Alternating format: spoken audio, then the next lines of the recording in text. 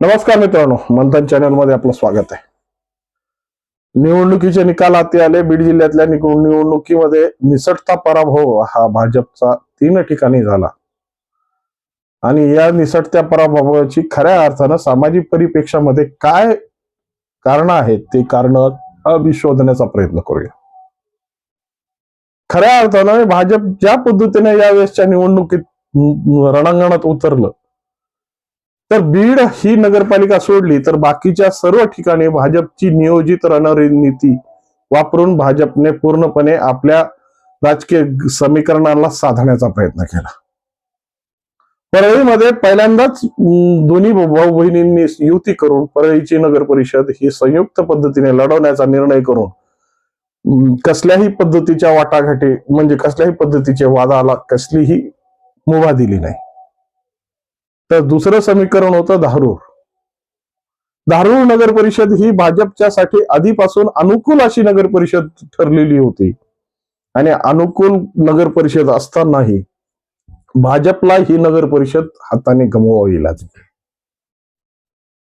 कारण की ऐन वेळा ज्या पद्धतीनं खांदे पलटी झाल्या आणि ज्या पद्धतीनं धारूरच्या भाजपचे कार्यकर्ते हे राष्ट्रवादीत विलीन झाले, राष्ट्रवादीच्या विचारसरणीतले कार्यकर्ते हे भाजपमध्ये आले, त्याचा परिणाम जनतेने स्पष्टपणे या निवडणुकीत राष्ट्रवादीला कौल देऊन परत एकदा भाजप पुरस्कृत भाजपच्या विचारसरणीलाच मतदारांनी स्वीकारलंय असंही म्हणायला वावगं नाही. कारण बाळासाहेब जाधव जेव्हा जे आतापर्यंत भाजपचे नगरसेवक म्हणून या राजकीय समीकरणामध्ये कार्यरत होते, त्यांचे चुलते विठ्ठलराव जाधव हे आणीबाणीपासून म्हणजे जनसंघापासून भाजपचे खंदे समर्थक म्हणून ओळखले जात होते. आणि ज्या पद्धतीनं हे सगळी समीकरण बांधत असताना अचानक ज्या पद्धतीच्या भूमिका बदलत गेल्या आणि ज्या पद्धतीनं माधव निर्मळ यांचं पदार्पण भाजपमध्ये झालं, तर बाळासाहेब जाधवांनी आपल्या राजकीय भूमिकेची दिशा बदलली आणि राष्ट्रवादीत असंख्य कार्यकर्त्यांसोबत राष्ट्रवादी काँग्रेसमध्ये प्रवेश केला. त्यामुळं धारूरच्या नगर परिषदेमध्ये जरी आज राष्ट्रवादीची सत्ता असेल तर मूळ हा कार्यकर्ता भाजपच्या मुशीतला आहे. समीकरणामध्ये जरी घड्याळ या चिन्हावर जरी बाळासाहेब जाधवांनी निवडणूक लढवली असेल तरी या समीकरणाच्या सारीपाटामध्ये ज्या पद्धतीच्या भूमिका बदलत जातात त्या पक्षासाठी किती घातक असतात याची ही प्रत्युत्तर देणारी ही निवडणूक ठरलेली. धारूर नगर परिषद ज्याप्रमाणे सर्वसामान्य लोकांच्या संदर्भातून विचार करणारी नगर परिषद म्हणून ओळखली जात होती, पण सत्ता समीकरण बदलली की त्याचे परिणाम कशा पद्धतीने सारीपाटात बदलतात याचं प्रत्यक्ष उदाहरण म्हणून आज धारूर नगरपालिका गणली गेली.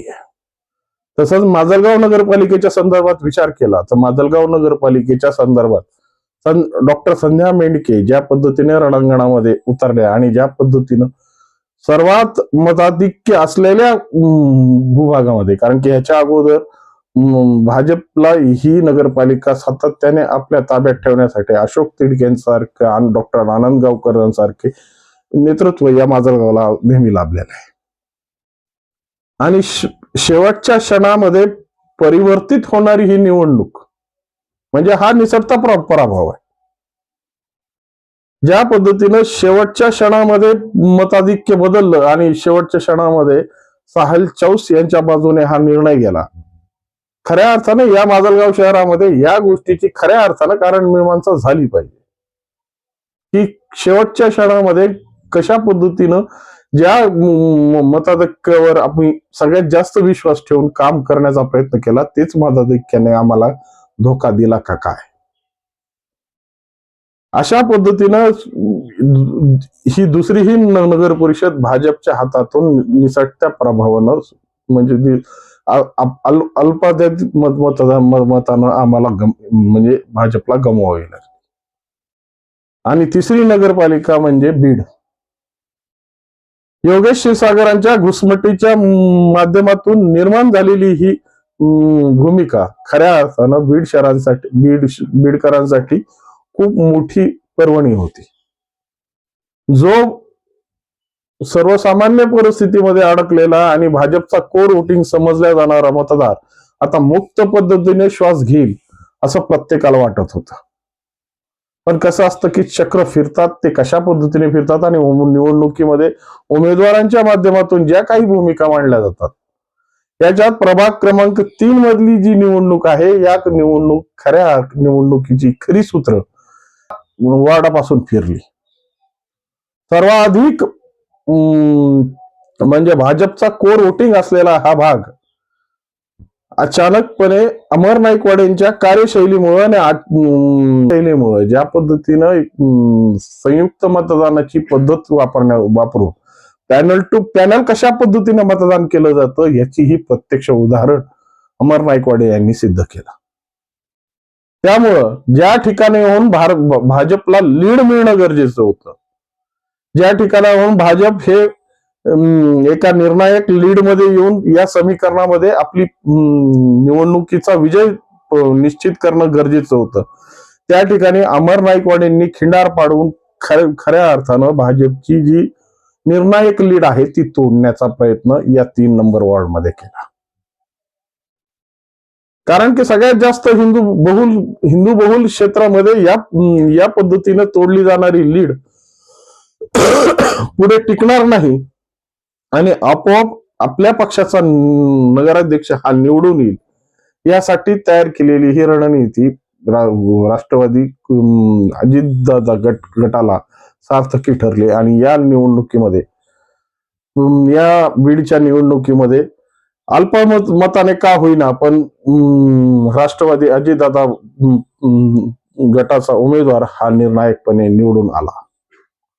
मित्रांनो, या सगळ्या गोष्टीची समीकरणं बांधली तर खऱ्या अर्थानं या तिन्ही नगर परिषदेचा विचार केला तर महत्वाचा विषय 3 गोष्टींवर येतो की अचानक झालेली खांदेपालट, आपल्या मतदारांवर आपलेच आहेत म्हणून ठेवलेला अति आत्मविश्वास आणि ज्या पद्धतीनं निवडणुका लढताना या सगळ्या समीकरणांची मोर्चेबांधणी करून आपल्याला ज्या ठिकाणी कमी मतं भेटणार आहेत त्या ठिकाणी आपल्याला मतसंख्या जिथून आपल्याला प्लस म्हणजे पॉझिटिव्ह बाजू म्हणजे जमेच्या बाजू आपल्या बाजूने आहेत त्या ठिकाणी खऱ्या अर्थानं सामाजिक परिस्थिती जोडणं, या तिन्ही गोष्टीला भाजप बीडमध्ये अयशस्वी ठरलं. त्यामुळं या 3 महत्वाच्या नगर परिषदा हातातल्या आलेल्या नगर परिषदा भाजप घालवून बसलं.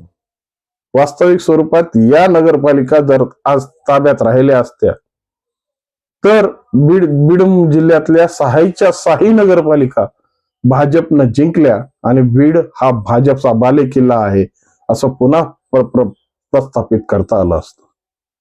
पण म्हणतात ना की कशाही परिस्थितीत असो की ही निवडणूक असते आणि निवडणुकीमध्ये जी राजनीती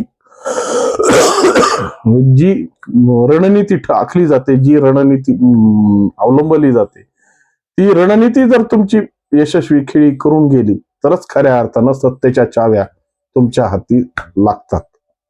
त्यामुळं या सगळ्या समीकरणामध्ये आज निसटता पराभव म्हणून जरी भाजप स्वतःची सहानुभूती करून घेत असेल तर खऱ्या अर्थानं आत्मविश्वास आणि ऐन वेळेस कशा पद्धतीने खांदेपालट करून स्वतःची गोची करून घेण्याची परिस्थिती भाजपनं अवलंबली ना, त्याचे हे मूर्तिवंत उदाहरण आहेत.